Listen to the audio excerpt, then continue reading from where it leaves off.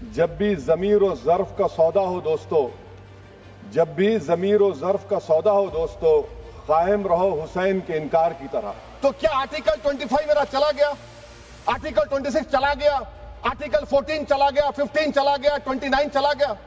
लक्षद्वीप का एक मुसलमान एमपी है, क्या उसको राइट नहीं है क्योंकि ट्राइबल है? क्या कह रहे हैं आप? इस ऐवान को क्यों गुमराह कर रहे हैं आप?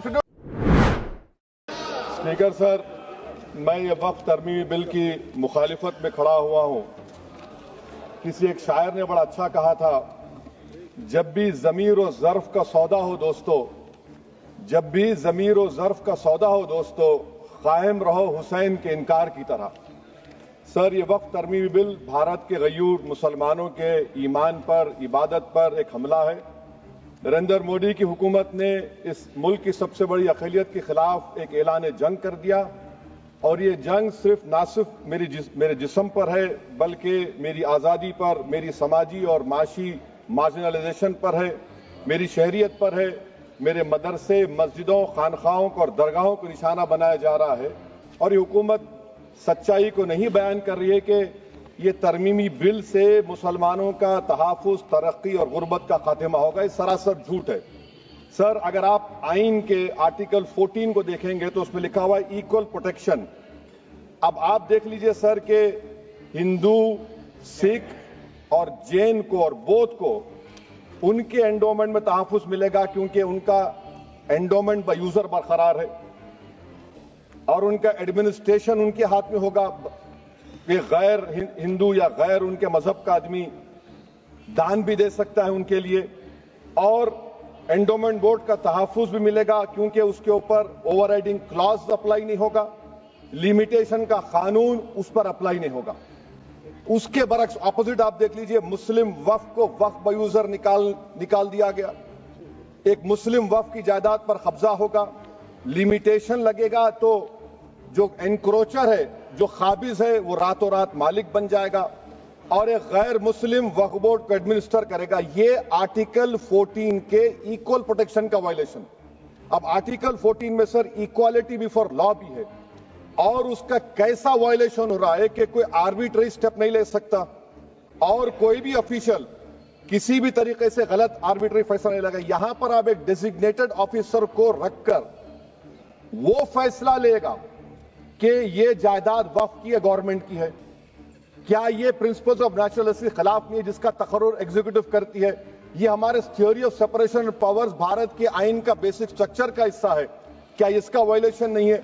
सर, आर्टिकल 25 का वायलेशन कैसे है कि आप मुसलमानों से वक्फ बाय यूजर छीन रहे हैं और फिर आप कर्ब कर रहे हैं वक्फ वाल औलाद को, मगर वहीं पर दूसरे धर्म के मानने वालों को उनके मजहब पर चलने की पूरी इजाजत है। लफ्ज जो आर्टिकल 25 में इस्तेमाल हुआ सर, वो इक्वली एंटाइटल्ड, यहां पर मुसलमानों के इक्वल एंटाइटल्ड नहीं हो रहा। अभी हम गृह मंत्री का, वजीर दाखिला का यहां पर उनका हमने तकरीर सुनी, यहां पर वो ये कहते हैं, वजीर दाखिला, शायद वो कटमुल्ला की जबान ना कह दें, वजीर दाखिला कहने पर वजीर दाखिला ने अपने बयान में कहा कि बोर्ड और काउंसिल जो होगा वो माने वक्फ इस्लाम से अलग है। सर, अगर ये बात सच है आपकी, तो फिर आपको यह कानून बनाने की जरूरत ही नहीं है। आप एक नॉन स्टैट्यूटरी बॉडी बना दीजिए। ये जो कानून बन रहा है ना सर, ये आर्टिकल 26 इसका सोर्स है, और आर्टिकल 26 जब इसका सोर्स है तो आर्टिकल 26 का ABCD क्या कहता है कि रिलीजियस डिनोमिनेशन को अपने मजहब के अफेयर्स खुद चलाना, मूवेबल इमूवेबल प्रॉपर्टी को लेना और एडमिनिस्टर करना। जब हिंदू धर्म को, बौद्ध धर्म को, सिखों को यह राइट दिया गया है, तो आप कैसे मुसलमानों से छीन रहे हैं? तो यह आर्टिकल 26 का ग्रेव वायलेशन है। तो सर, अब वक्फ बाय यूजर का मामला देखिए, मिनिस्टर साहब ने कहा कि एंक्रोचमेंट हो रहा है, 17,000 एंक्रोचमेंट हुए हैं। तो यही नरेंद्र मोदी की हुकूमत ने 2014 में उस वक्त के मंत्री ने एक Waqf properties eviction of unauthorised occupants bill को इंट्रोड्यूस किया। आपने विड्रॉ कर लिया 2024 में उसको। क्यों विड्रॉ किया सर आपने? जब आप मान रहे थे कि एंक्रोचमेंट हो रहा है तो आपने बिल को विड्रॉ कर लिया। अच्छा सर, अब वक्फ बाय यूजर को आपने निकाल दिया, माने कंडीशन क्या लगाए कि अगर उसमें डिस्प्यूट होगा और गवर्नमेंट प्रॉपर्टी होगी। सर डिस्प्यूट तो है। मिसाल के तौर पर मोहिबुल्लाह साहब जिस मस्जिद के इमाम है, पार्लियामेंट के सामने मस्जिद है सर, 123 प्रॉपर्टीज में मस्जिद है, डिस्प्यूट चल रहा है। कल कलेक्टर या डिस्ट्रिक्ट ऑफिसर बोलेगा कि भाई साहब ये गवर्नमेंट प्रॉपर्टी है, स्टिकर लगा दिया जाएगा, मस्जिद बंद, गवर्नमेंट प्रॉपर्टी हो गई, होगी ना सर। अब ये बताइए, आप जब से यहां पर पूरे बीजेपी रूलिंग पार्टी हमको ज्ञान दे रहे हैं कुछ नहीं होगा, कुछ नहीं होगा, मैं दलील के साथ बता रहा हूं आपको।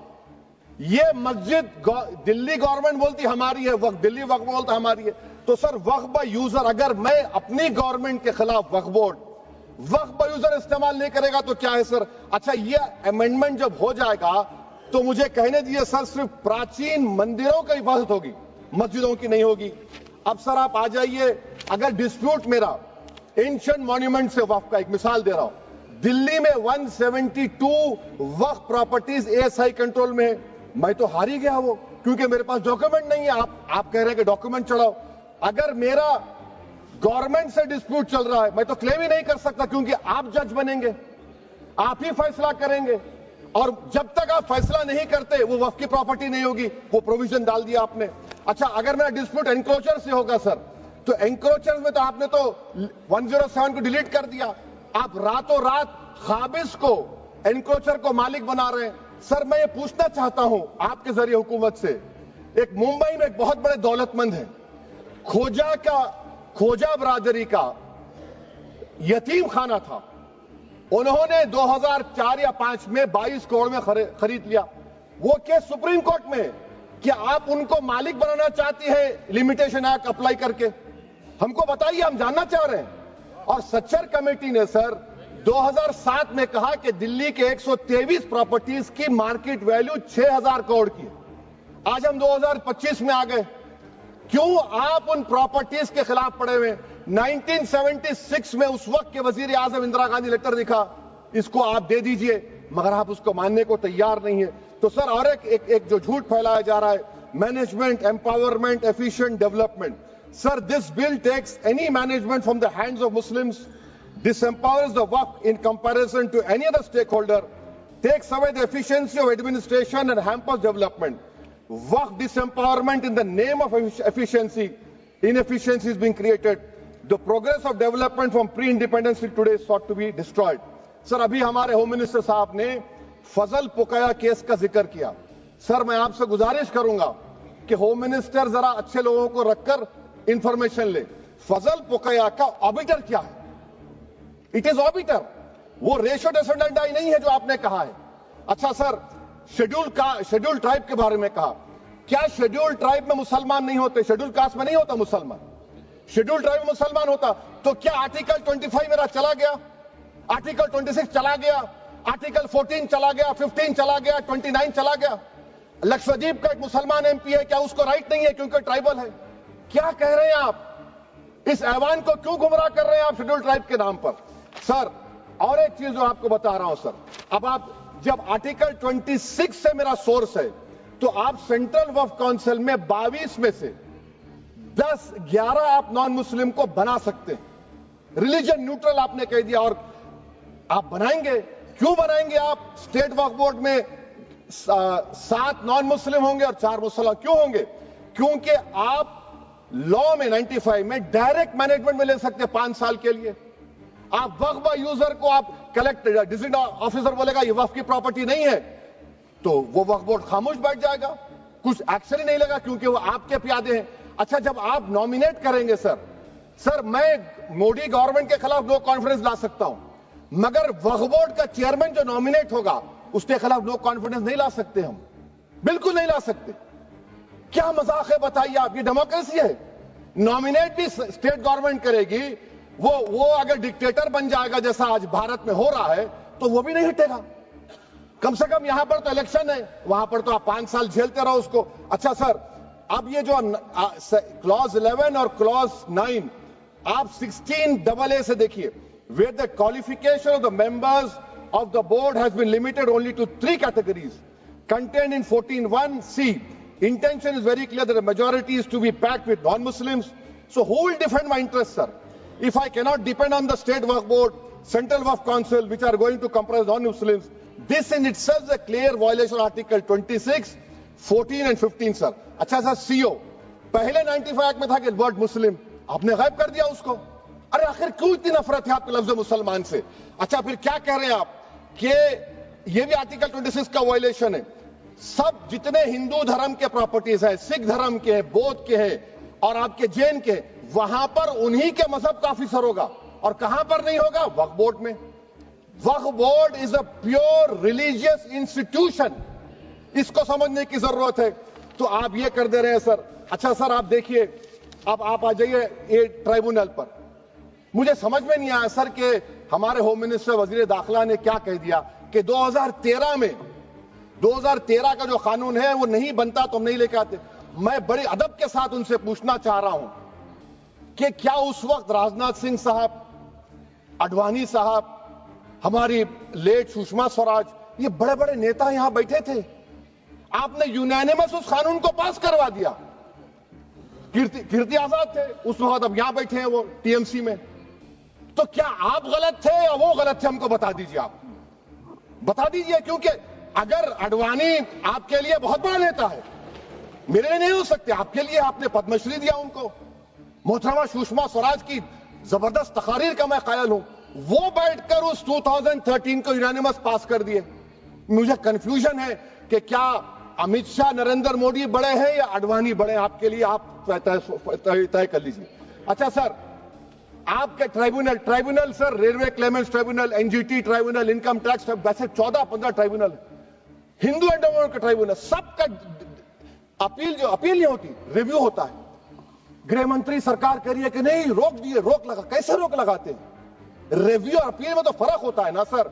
आप ही कह रहे हैं कि पूरे कोर्ट्स में बैकलॉग है और आप अपील कर रहे हैं। अच्छा सर, रिटायर्ड डिस्ट्रिक्ट जज 95 में सिटिंग डिस्ट्रिक्ट जज था, जो एडमिनिस्ट्रेटिव कंट्रोल था सीजीआई साहब, उसको निकाल दिए।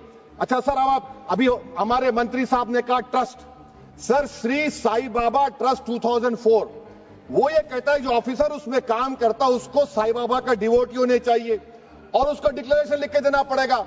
यहां पर हो रहा तो यहां पर क्यों नहीं हो रहा? अच्छा सर, आप फिर देख लीजिए, ये आपका हो गया सर। हाँ, अब अमित शाह साहब ने सेक्शन 2A के बारे में कहा और उन्होंने इस बात का इकरार कर लिया कि दाऊदी बोहरा के लिए यह बनाया गया है। मगर मैं आपके जरिए से गवर्नमेंट से पूछना चाह रहा हूं, आपने तो उस प्रोवाइजो में दाऊदी बोहरा का नाम ही नहीं लिखा। आपने उनको भी थैंक यू कर दिया, उनका नाम क्यों नहीं लिखा आपने? और सर, और गवर्नमेंट क्या कर रही है? आप मुस्लिम समाज में जो बेकार किस्म के लोग हैं उनको एक रास्ता बना रहे हैं, एग्जिट दिखा रहे हैं कि तुम्हें वक्त से बचना है तो तुम्हें ट्रस्ट बना लो। ये क्या कर रहे हैं सर आप? कम से कम उन दाऊदी बोहरा को आप दे देते। अच्छा sir, clause 3V section 36 clause 18 देख लीजिए। Oral Waqf, oral appointment has sought to be discontinued even though it is recognized practice in Islam. Muslim personal law is recognized oral waqf and 1937 Shariat Application Act. Sir, आप clause 39 पर आ जाइए। 5 साल के लिए मुसलमान। मैं किरण रिजिजू से पूछना चाहता हूं, सर दाढ़ी रखे तो मुसलमान प्रैक्टिसिंग है या क्लीन शेव आपकी तरह है? तो बताइए हमको, प्रैक्टिसिंग क्या होगा? अच्छा, किसी को पकड़ के मॉब लिंच कर दिया और बोले कि JSR का नारा लगाया, और वो JSR का नारा लगाया तो क्या मुसलमान रहेगा? नहीं रहेगा। या फिर देश के प्रधानमंत्री ने कहा था कपड़े देखकर पहचानो, तो क्या कपड़े देखकर आप कह देंगे? अच्छा, अगर कोई क्रिश्चियन हिंदू धर्म कबूल करता है तो क्या वो मंदिर को नहीं दे सकता प्रॉपर्टी? फिर भारत के संविधान में आर्टिकल 300 क्यों है सर? राइट टू इक्वालिटी क्यों है? फ्रीडम ऑफ रिलीजन क्यों है?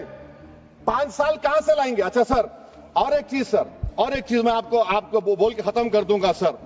इस बिल में वक्फ औलाद का सर, इसमें आप देखिए clause 432, the creation of waqf al-awlad shall not result in denial of inherent rights to heirs, including women heirs or the waqif or any other right of person. Sir, ये article 25 का violation है, शरीयत application act 37 का violation, article 300A का violation है। अच्छा, हिंदू धर्म में सेल्फ एक्वायर्ड प्रॉपर्टी को एक हिंदू, अब उसके फर्ज के 2 बच्चे हैं, वो एक को अपनी पूरी दौलत दे सकता है, कोई रोक टोक नहीं है।